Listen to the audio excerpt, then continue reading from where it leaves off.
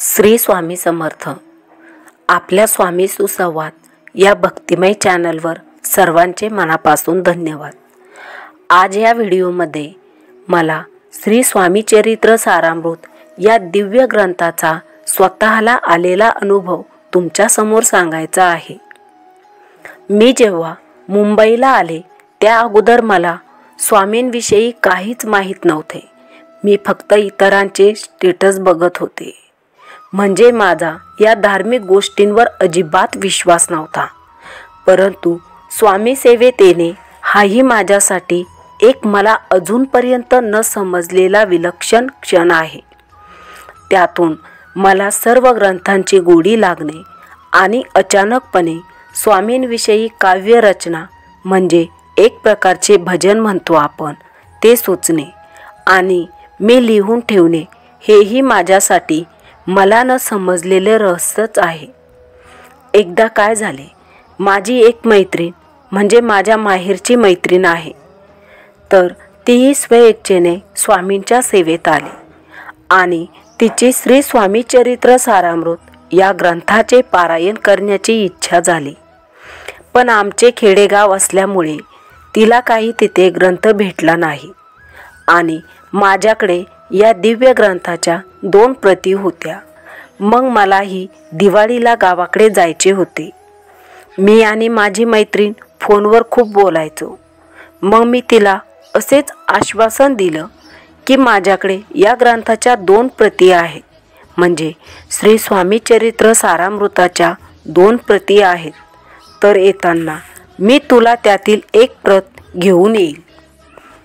आणि तिनेही माझ्यावर विश्वास ठेवला. म्हणजे मलाही माहेरी जायचे होते आणि तीही माहेरीच आलेली होती. पण माझ्या घरी काही थोडे प्रॉब्लेम चालू होते. मग मी त्याच टेन्शनमध्ये होते आणि माझ्या मनात स्वामींविषयी थोडा रागच होता. मला माहीत होतं की आपल्याला एक ग्रंथ गावाकडे घेऊन जायचा आहे, पण मी जाणूनच घेतला नाही. कारण आपले मन खूप स्वार्थी असते असे म्हणतात ते अगदी खरेच आहे. तसंच मलाही झालं आणि मी ट्रेनमध्ये बसले. गावी गेल्यानंतर माझ्या मनात फक्त एकच विचार येत होता की आता जर माझ्या मैत्रिणीने मला ग्रंथ मागितला तर मी काय देऊ. म्हणजे मला खूप गिल्टी फील होत होते आणि वाईटही वाटत होते की आपण असं करायला नको होतं. मग मी काही तिला गावी गेल्यावर फोन केला नाही. मी गावी जाऊन माझ्या मावशीच्या घरी गेले आणि ती माझी वाट बघत होती की ती कधी माझ्याकडून श्री स्वामी चरित्र सारामृताचा ग्रंथ घेईल आणि सेवा चालू करेल. म्हणजे तिला नित्यसेवाही करायची होती आणि पारायणही करायचे होते. परंतु मी तिचा फोनच उचलला नाही.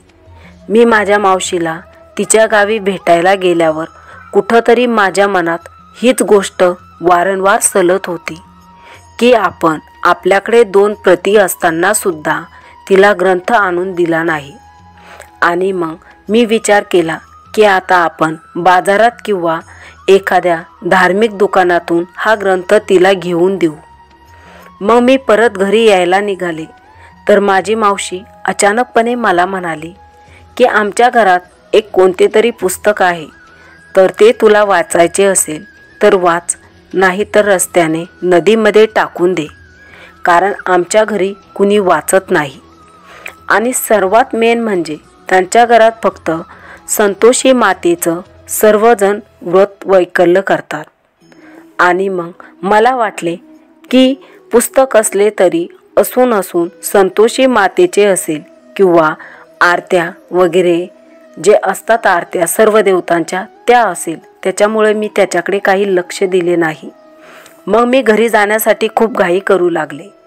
मग मी तिला म्हटलं की दाखव मला कोणते पुस्तक आहे. तर ती म्हणाली की ते आता पेटीमध्ये आहे. त्याची चावी दादाकडे म्हणजे माझ्या मावस भावाकडे होती आणि तो त्यावेळी घरी नव्हता. तर मी तिला म्हटलं ठीक आहे, नंतर जर आले तर मी बघून घेईल. परंतु तिने मला खूप आग्रह केला. ती म्हणाली थोडं तरी थांब आणि बघून जा एकदा पुस्तक कोणतं आहे तर.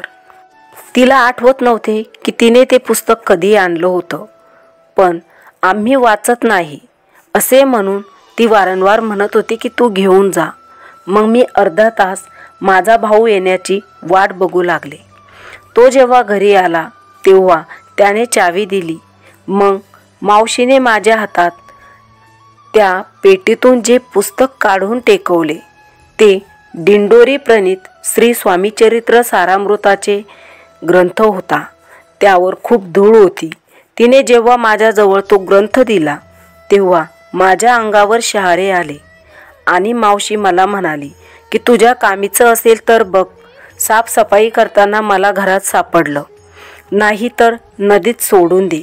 मी निशब्द झाले आणि पटकन त्यावरची धूळ झटकली आणि मावशीला म्हणाले, हेच तर ते पुस्तक आहे, ते मला घ्यायचे होते. परंतु तिला लिहिता वाचता येत नसल्याने तिला काही कळाले नाही. परंतु मला खूपच आनंद झाला की आता मी तिला म्हणजे माझ्या मैत्रिणीला हा ग्रंथ देईल. खरंच माझ्या मनात जे ओझं होतं ते एकदम स्वामींनी हलकं केलं होतं.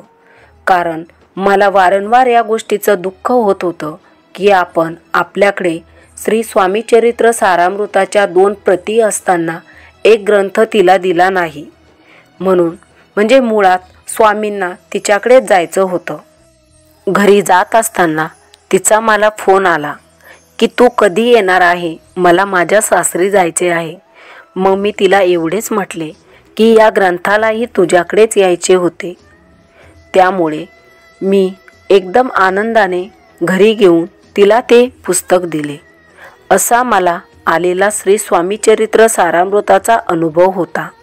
खूप दिवसापासून इच्छा होती की हा अनुभव सांगावा. आज तीही पूर्ण झाली. खरंच स्वामींना ज्याच्याकडे जायचे आहे ते त्यांच्याकडे जातातच आणि नित्यसेवा करवून घेतात. आपण फक्त निमित्त मात्र असतो.